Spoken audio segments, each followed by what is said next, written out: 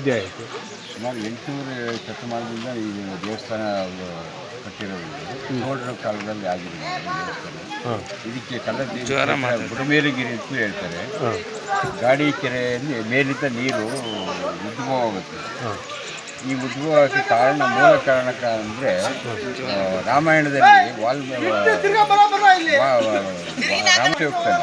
ಆ ಮೂರ್ತಿಗೆ ಹೋದಾಗ ಅವನು ಸಂಜೀವಿನಿ ಕಡ್ಡಿ ತರಕ್ಕೆ ಆಂಜನೇಯ ಬರ್ತಾನೆ. ಆಂಜನೇಯ ಬಂದಾಗ ಇಲ್ಲಿ ಅವನು ಎಲ್ಲಿ ಹುಡುಕಿ ಸಿಗಲ್ಲ ಅವನಿಗೆ. ಅವಾಗ ಏನು ಮಾಡ್ತಾನೆ ಅಂದರೆ ಬೆಟ್ಟನೇ ತಗೊಂಡು ಹೋಗ್ತಾನೆ. ಬೆಟ್ಟನೇ ತಗೊಂಡೋದಾಗ ಅದು ಎಷ್ಟು ಬೇಕಾಗ್ತದೆ ತಗೊಂಡು ಉಳಿಕಿದ್ನ ತಗೊಂಡೋಗಿ ಅಲ್ಲಿ ಇಟ್ಕೊಳಪ್ಪ ಅಂತ ಹೇಳಿ ಅವನು ಮತ್ತು ಇಲ್ಲಿಗೆ ಬರೋದು ಯಾರು ಅಂತೇಳಿ ಅದನ್ನು ಬುಡ ತಗೊಂಡೋಗಿರ್ತಾನಲ್ಲ ಅದನ್ನು ರಿವರ್ಸ್ ಹಾಕ್ತಾರೆ. ತಲೆಕೆಳಗಾದಾಗ ಅದು ಜಲಮೇಲುಗಿರಿ ಬುಡಮೇಲುಗಿರಿ ಅಂತ ಹೇಳ್ತಾರೆ, ಜಲಮೇಲುಗಿರಿ ಅಂತ ಹೇಳ್ತಾರೆ. ಇದು ಕಲ್ಲತ್ತಿರಿ ಕ್ಷೇತ್ರ. ಇಲ್ಲಿ ಸಾವಿರಾರು ದೇವರುಗಳೆಲ್ಲ ಬರ್ತಾರೆ. ಪುಣ್ಯ ಮಾಡ್ಸೋಕೆ ಬರ್ತಾರೆ, ಆಮೇಲೆ ಅಭಿಷೇಕ ಮಾಡಿಸ್ಕೊಂಡು ಹೋಗ್ತಾರೆ, ಗಂಗಾ ಸ್ನಾನ ಮಾಡಿಸ್ಕೊಂಡು ಏನೋ ಒಂದು ಶಕ್ತಿ ಈ ದೇವರಲ್ಲಿ ಅಡಗಿರೋದಕ್ಕೋಸ್ಕರ ಅಷ್ಟು ಜನ ಬರ್ತಾರೆ. ಅಮಾವಾಸ್ಯೆ ಪರ್ವದಲ್ಲಿ ಏನಿದೆ, ಏನು ನಡೆಯುತ್ತೆ? ಇಲ್ಲ ಅಮಾವಾಸ್ಯೆ ಅದೇ ದೇವರುಗಳೆಲ್ಲ ಬರ್ತಾವೆ ಇಲ್ಲಿ. ಪುಣ್ಯಸ್ಥಾನ ಅಂತೇಳಿ ಬರ್ತಾವೆ ಇಲ್ಲಿ. ಅಣ್ಣಯ್ಯ ಅಂತೇಳಿ ಬಂದು ಇಲ್ಲಿಗೆ ಪೂಜೆ ಮಾಡಿಸ್ಕೊಂಡ್ರೆ ಏನೋ ಒಂದು ಪುಣ್ಯ ಅವರಿಗೆ, ಆ ಒಂದು ಶಕ್ತಿ ಸಿಗುತ್ತೆ. ಅದು ಇಲ್ಲಿ ಪಕ್ಕದಲ್ಲಿ ಚೌಡೇಶ್ವರಿ ದೇವಸ್ಥಾನ ಇದೆ. ಇಲ್ಲಿ ಪಕ್ಕದಲ್ಲಿ ರುಜಿನಗಳು. ಆಮೇಲೆ ಇಲ್ಲಿ ಗಿಡಮೂಲಿಕೆ ನೀರು ಸಂಜೀವಿನಿ ನೀರು ಅಂತಾರೆ ಕೆಲವರು. ಇದ್ರ ಬಗ್ಗೆ ಈ ನೀರು ಬಗ್ಗೆ ಈ ಗಿಡಮೂಲಿಕೆ ಬಗ್ಗೆ ಏನು ಹೇಳ್ತಾರೆ ನೀವು? ಈ ಬುಡಮೇಲಿಗಿರಿ ಗಾಡಿಯಡಿ ಮೇಲಿದೆಯಲ್ಲ ಗಾಡಿಕೆರೆ ಅಂತೇಳಿ, ಅಲ್ಲಿಂದ ಸೀದಾ ನೀರು ಉದ್ಭವವಾಗಿ ಕೆಳಗೆ ಹೋಗ್ತದೆ. ಅದು ಸಾವಿರಾರು ಜಾತಿ ಗಿಡ ಮರಗಳು, ಕಲ್ಲು ಮಣ್ಣು ಎಲ್ಲ ಪೂರ್ತಿ ಕಲ್ಕೊಂಡು ಒಂದು ಆಯುರ್ವೇದಿಕ್ ಔಷಧಿ ಟೈಪ್ ಬರುತ್ತಿದೆ. ಇದನ್ನು ನೀರು ಮನುಷ್ಯನಿಗೆ ಬೆಳೆದಂದ ಕೆಲವು ಕಾಯಿಲೆಗಳು, ಕೆಲ ರೋಗ ರುಜಿನಗಳೆಲ್ಲ ವಾಸಿಯಾಗಿದೆ. ಅದೊಂದು ಹೇಳ್ಬೋದು ಸತ್ಯ. ಸುಮಾರು ನೀವು ಎಷ್ಟು ವರ್ಷದಿಂದ ಇಲ್ಲಿ ಓಡಾಡ್ತಾ ಇದ್ದೀರಾ, ಇಲ್ಲಿ ಬಂದು ಹೋಗ್ತಾ ಇದ್ದೀರಾ? ಸುಮಾರು ಒಂದು 30 ವರ್ಷದಿಂದ ನಾವು ಇಲ್ಲೇ ಇದ್ದೀವಿ. ನೀವು ಇಲ್ಲೇ ಇದ್ದೀರಾ. ಆಮೇಲೆ ನಿಮ್ಮ ತಾತ ಮುತ್ತ ಬೆಳಿಗ್ಗೆ ಎಷ್ಟು ಗಂಟೆಗೆ ತೆಗಿತಾರೆ, ಸಾಯಂಕಾಲ ಎಷ್ಟು ಗಂಟೆಗೆ ಕ್ಲೋಸ್ ಮಾಡ್ತಾರೆ? ಅಲ್ಲಿ ಬೆಳಿಗ್ಗೆ ಶ್ರಾವಣ ಮಾಸದಲ್ಲಿ 1 ತಿಂಗಳು ಅಭಿಷೇಕ ನಡೆಯುತ್ತೆ ಮೊದಲನೇದಾಗಿ. ಇಲ್ಲಿ ಎರಡನೇದಾಗಿ ಅಮಾವಾಸ್ಯೆಯಲ್ಲಿ ಮಾತ್ರ 5 ಗಂಟೆ 6 ಗಂಟೆ ಒಳಗೆ ಅಭಿಷೇಕ ಎಡೆ ಎಲ್ಲ ಪೂರ್ತಿ ಮುಗಿಯುತ್ತೆ. ಆಮೇಲೆ ಬಾಕಿ ಅಂತೆ 7:30 8 ಗಂಟೆಯಿಂದ ಸಾಯಂಕಾಲ 6 ಗಂಟೆ ತನಕ ಬಾಗಿಲು ಓಪನ್ ಆಗಿದೆ. ಮತ್ತು ಇದು ಮೂಲ ನೀರು ಎಲ್ಲಿಂದ ಬರುತ್ತೆ? ಅದೇ ಗಾಳಿಹಳ್ಳಿ ಅಂತ ಹೇಳ್ತೀವಿ, ಅದರಿಂದ ಉದ್ಭವ ಆಗ್ತದೆ. ಬೇರೆ ಸುಮಾರು 250 ಅಡಿ ಮೇಲಿಂದ ಉದ್ಭವ. ಪ್ರಕಾಶ, ನೀವು ನಿಮ್ಮ ಮನಸ್ಸಿಗೆ ಏನು ಹೇಳ್ತೀರಿ? ಬಂದಿದ್ದೀರಲ್ಲ, ನಿಮ್ಮ ಮನಸ್ಸು ಹೆಂಗಾಯಿತು? ನಿಮಗೆ ಚೈತನ್ಯ ಹೆಂಗಿದೆ? ನಾವಿಲ್ಲೆಲ್ಲ ನೋಡಿದ್ದಕ್ಕೆ ಎಲ್ಲ ಬಂದೆಲ್ಲ ನೋಡೋದಕ್ಕೆ ತುಂಬ ಚೆನ್ನಾಗಿದೆ. ಒಳ್ಳೆ ಜನಸಂಖ್ಯೆ ಜಾಸ್ತಿ ಬರ್ತಾ ಇರ್ತಾರೆ. ಆಮೇಲೆ ಒಳ್ಳೆ ಶಕ್ತಿ ಐತೆ ಅಂತ ಹೇಳಿ ನಾವು ಭಾವಿಸ್ತೀವಿ. ನೀವೇನು ಹೇಳ್ತೀರಾ? ಇದು ಪುಣ್ಯಕ್ಷೇತ್ರ, ಎಲ್ಲ ಒಳ್ಳೇದಾಗತ್ತೆ. ಬಂದರೆ ಯಾವುದೇ ಕಷ್ಟ ಸುಖ ಇದ್ರೆ ಬಂದು ಸ್ನಾನ ಮಾಡ್ಕೊಂಡು ಪಾವನ ಆಗ್ತೈತೆ. ಅದರಿಂದ ಈ ಕ್ಷೇತ್ರಕ್ಕೆ ನಾವು ಬರ್ತಾ ಇರ್ತೀವಿ. ನೀವು ಅವಾಗ ವರ್ಷಕ್ಕೆ ಬರ್ತಾ ಇರ್ತೀರ? ವರ್ಷಕ್ಕೆ 2 ಸಲ 1 ಸಲ ಬರ್ತಾ ಇರ್ತೀವಿ. ಈ ಪುಣ್ಯಕ್ಷೇತ್ರಕ್ಕೆ ಬಂದು ಸ್ನಾನ ಮಾಡಿ ಪೂಜೆ ಮಾಡಿಸ್ಕೊಂಡು ಹೋದ್ರೆ ತುಂಬ ಒಳ್ಳೆಯದು. ನಮ್ಮ ಹೆಸರು ಸಿದ್ಧಲಿಂಗಯ್ಯ. ನನ್ನ ಹೆಸರು ರವಿಕುಮಾರ್. ನನ್ನ ಹೆಸರು ಪ್ರಕಾಶ್ ಗೌರಿಪುರ ಅಂತ. ಅಂದರೆ ಇಲ್ಲೆಲ್ಲ ತುಂಬ ಚೆನ್ನಾಗಿ ನಡೀತಾ ಇದೆ. ನಿಮ್ಮದು ಯಾವ ತಾಲೂಕು, ಯಾವ ಜಿಲ್ಲೆ? ನಮ್ಮದು ತುಂಬ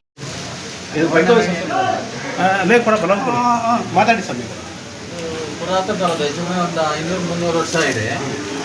ಇದು ಜಲಮೇಲುಗಿರಿ ಅಂತ ಜಲ ಉತ್ಪತ್ತಿ ಆಗುತ್ತೆ ಬೆಟ್ಟ ತುದಿಯಲ್ಲಿ. ಎನಿ ಟೈಮ್ ಬರುತ್ತೆ, 365 ಬರುತ್ತೆ. ಇದು ಸ್ವಾಮಿ ಉದ್ಭವ ನೋಡಿ ಒಂದೇ ಬಂಡೆ ಕೊಡಮಾಡ್ರದು. ಅಮಾವಾಸ್ಯೆ ರುದ್ರಾಭಿಷೇಕ ಆಗುತ್ತೆ. ಮತ್ತೆ ಬಸವನ ಜಯಂತಿಯಲ್ಲಿ 2-3 ವರ್ಷ ತೇರಾಗುತ್ತೆ.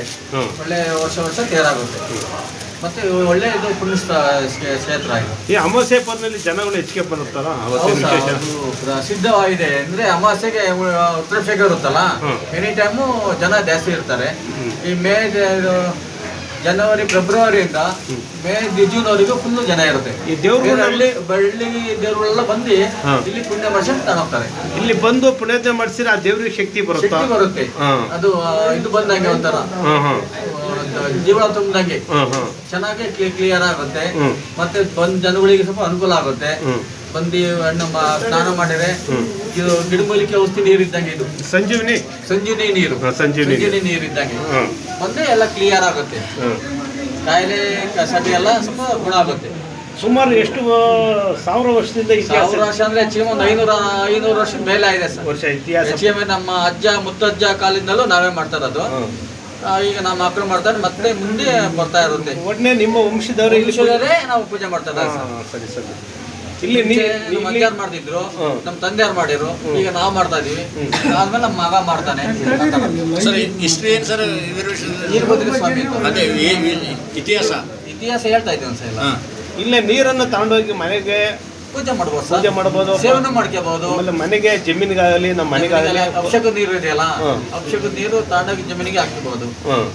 ಚೆನ್ನಾಗಿದೆ. ಸರಿ ಸರಿ. ತಮ್ಮ ಹೆಸರು? ಷಡಾಕ್ಷರಿ ಅಂತ ಸರ್. ನಿಮ್ಮ ತಂದೆ ಹೆಸರು? ತಂದೆ ಹೆಸರು ಶಾಂತಪ್ಪ. ನೀವು ಮೂಲದಿಂದ ನೀವೇ ವಂಶಸ್ಥರೇ ಮಾಡ್ತಾರ? ರುದ್ರಪ್ಪ. ನಮ್ಮ ಅಜ್ಜನ ಹೆಸರು ರುದ್ರಪ್ಪ. ಇಲ್ಲಿ ಸ್ನಾನ ಮಾಡೋದ್ರಿಂದ ವಿಶೇಷ ಏನು ಸರ್? ಒಳ್ಳೆ ಗಿಡಮೂಲಿಕೆ ಔಷಧಿ ನೀರು, ಔಷಧಿ ನೀರು ಎಲ್ಲ ಬೇರೆ ಅಂಶನೇ ಜಾಸ್ತಿ ಬರೋದು ಸಾಹಿತ್ಯ ಎಲ್ಲ ಬೇರೆ ಅಂಶನೇ ಜಾಸ್ತಿ ಬರುತ್ತಲ್ಲ, ಅದು ಸ್ನಾನ ಮಾಡಿದ್ರೆ ಒಳ್ಳೆ ಆರೋಗ್ಯ ಇರುತ್ತೆ. ಚರ್ಮದ ಕಾಯಿಲೆ ಪ್ರತಿಯೊಂದು ಕಾಯಿಲೆ ಇಲ್ಲಿ ನಿವಾರಣೆ ಆಗುತ್ತೆ. ಕಂಟಿನ್ಯೂ ಮಾಡಬೇಕು. ಹೆಚ್ಚು ಒಂದು ತಿಂಗಳು 15 ದಿವಸ ಮಾಡಿದ್ರೆ ಕಂಟಿನ್ಯೂ ನಿವಾರಣೆ ಆಗುತ್ತೆ. ಒಂದ್ ದಿವಸ ಮಾಡಿದ್ರೆ ಆಗಲ್ಲ, ಕಂಟಿನ್ಯೂ ಮಾಡಬೇಕು. ನೀರು ಬೆಟ್ಟದ ಮೇಲಿಂದ ಬರುತ್ತೆ, ಉಕ್ಕದು ಇದುವರೆಗೆ ಯಾರು ನೋಡಿಲ್ಲ ಸರ್, ನೋಡಕ್ಕೂ ಆಗಲ್ಲ, ನೋಡಕ್ಕೂ ಆಗಲ್ಲ. ಜಲ ಉತ್ಪತ್ತಿ ಯಾರ ನೀರು ಅಲ್ಲ, ಇದು ನದಿ ಮೂಲ ಋಷಿ ಮೂಲ ಯಾರು ಹುಡ್ಕಕ್ಕಾಗಲ್ಲ, ಹುಡುಕ್ಲೂಬಾರ್ದು, ಹುಡುಕ್ಲು ಆಗಲ್ಲ, ಹುಡುಕ್ಲೂಬಾರ್ದು. ಹುಡುಕಕ್ ಹೋದ್ರೆ ಎಷ್ಟೋ ಹೋಯ್ತಾರಲ್ಲೇ. ಸರಿ ಸ್ವಾಮಿ, ತಮ್ಮ ಹೆಸರು? ಷಡಾಕ್ಷರಿ ಅಂತ. ಸ್ವಾಮಿ, ನಿಮ್ಮ ಈ ವಿಷಯ ತಿಳಿಸಿದ್ದಕ್ಕೆ ಬಹಳ ಸಂತೋಷ. ನಾವು ಸ್ವಾಮಿದ ದರ್ಶನ ಮಾಡಿದೋ